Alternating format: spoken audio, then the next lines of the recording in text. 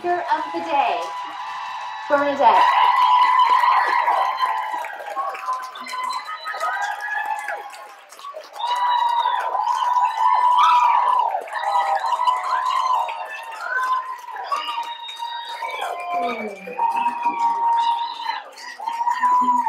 Oh, we got music. Come on, dance. Put it in your hands. And breathe. Make some noise. Come on.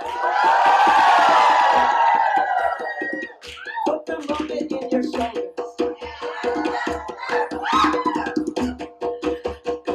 Let me see you dance your heart.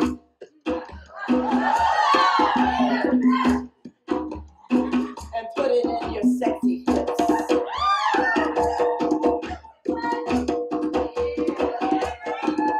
And slowly find your seat.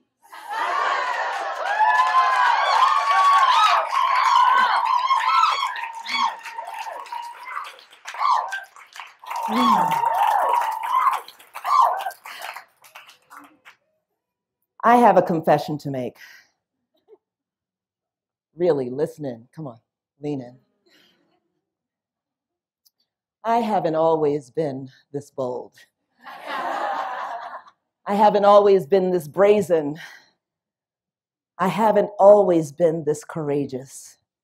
And I certainly haven't always been this fabulous.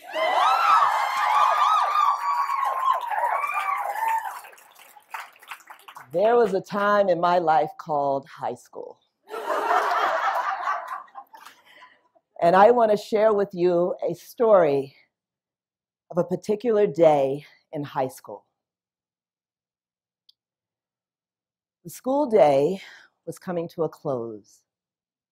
It was the time of day in my high school where we made important announcements. And this particular day was certainly an important announcement. You see, in those days, when I did something bold or brazen, it was only on a dare.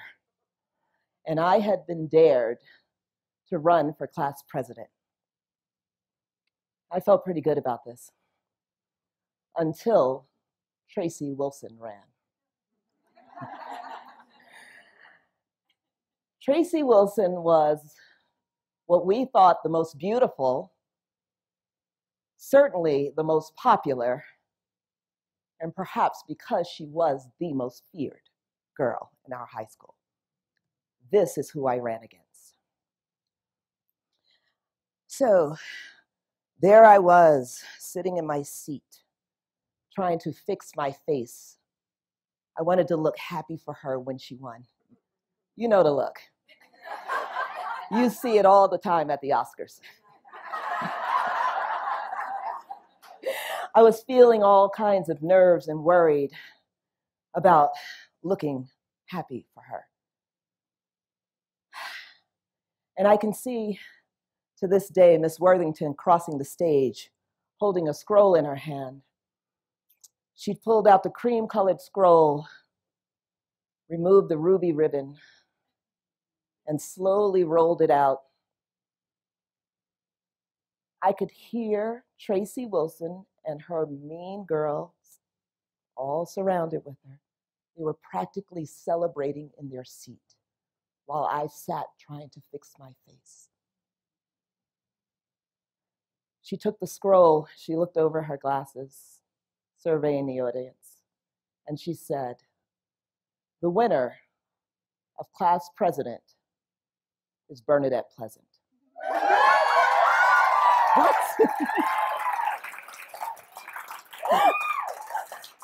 I felt a gasp in my body, and I heard a gasp from Tracy Wilson and her mean girlfriends, and I was certain not to make eye contact with them as I made my way to the podium. And I took that scroll, and I rolled it out just to be sure Miss Worthington had not lost her entire mind. And there it was. There was my name. I won. I started to feel so many emotions in my body. The nerves that I felt in my seat were being replaced by exhilaration. I could feel it in my feet. I could feel it behind my knees. I could feel it making its way up through my body, and my trembling hands were now really excited. And I think I shouted, "I won! Yes!"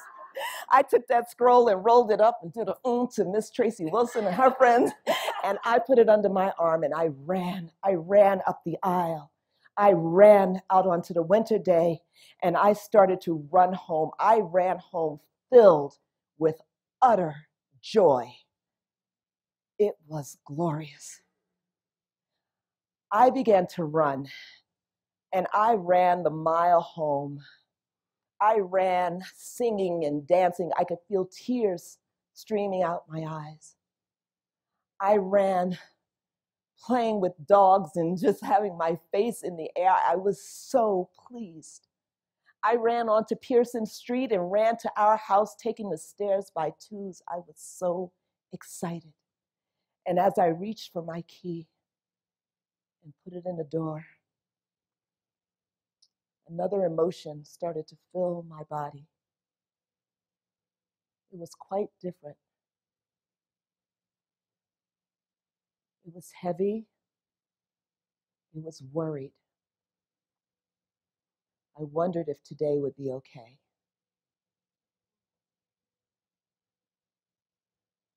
I pushed the door open,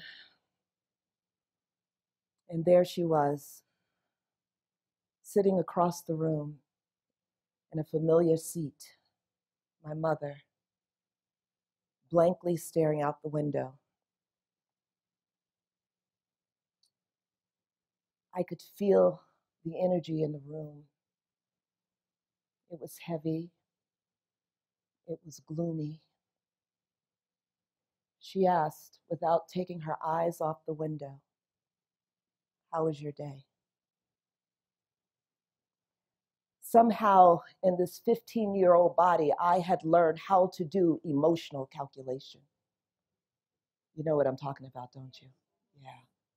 I surveyed this room and knew that the joy that I had just run home with, the joy that filled my body, the joy I so wanted to share, there was no room for this joy in this room, in this house. And I simply said with a shrug, it was okay. By show of hands, how many have ever girdled, stifled, or half-assed their joy because someone that they so wished to share it with could not receive it? Yeah. I started to notice that this was not only happening with joy. There were times when I was angry, and I half-assed and stifled that. There were times when I was nervous, I was filled with fear, and I tried to put on a face of courage. There were times when I so wanted to cry, and there was no time for my grief. This was not only my experience, this was happening everywhere I looked. Somehow, we had all learned to work in this narrow margin of emotional range. This was the new norm. This is what was acceptable. This was what was okay. Anything outside of that was a problem, and something needed to be done about it.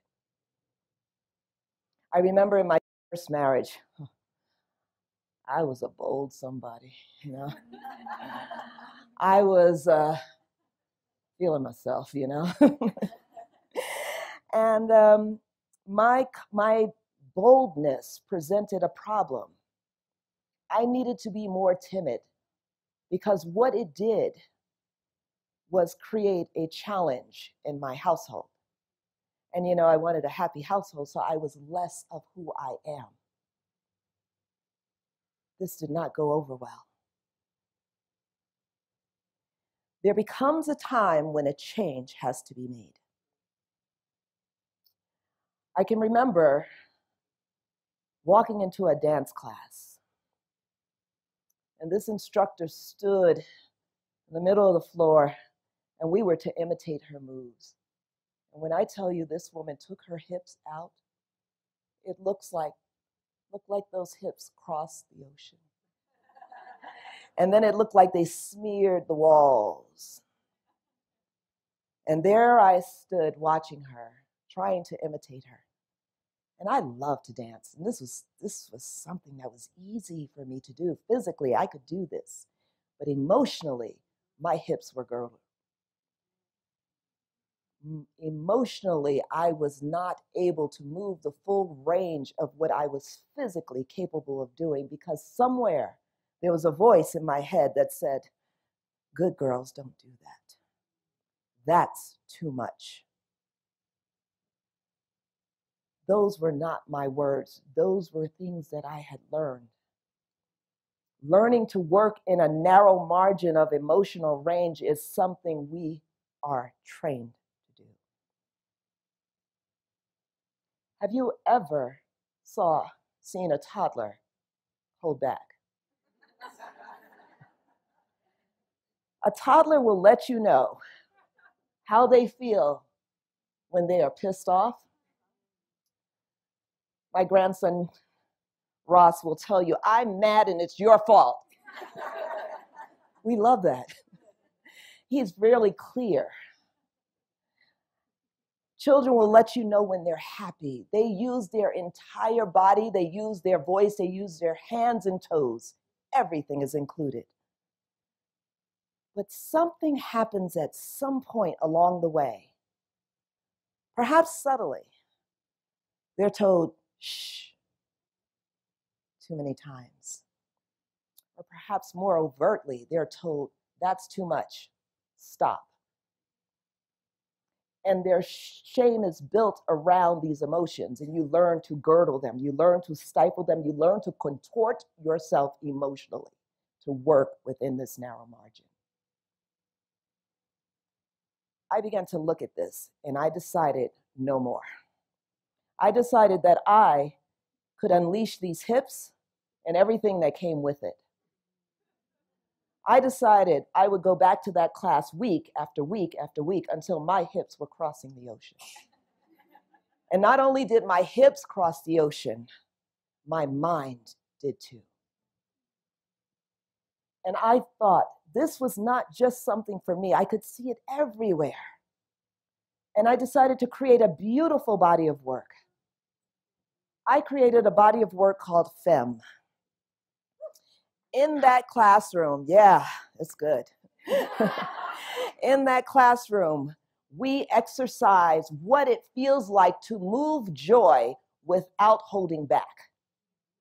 To move rage knowing that it will pass. We go on what's called an emotional tour because we get stuck in no one emotion.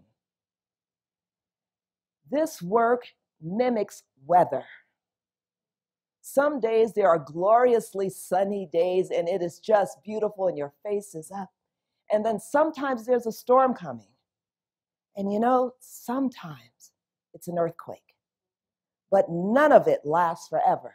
It comes and it goes, and we mimic weather if we will only give ourselves that latitude. In the walls of that classroom, a gentleman once attending my class on a regular basis said that because of a healthy way to exercise rage in his body, he no longer beat his wife. A woman who said in her culture there was no room to exercise emotion, that when her father died, she was 6 years old, she burst into tears and her mother told her to stifle it. Here's the thing. As she got older, whenever she felt grief, she told herself to stifle it. And that now in this classroom, she could cry for a few minutes and it would be okay because the weather was going to change. We were just on a tour.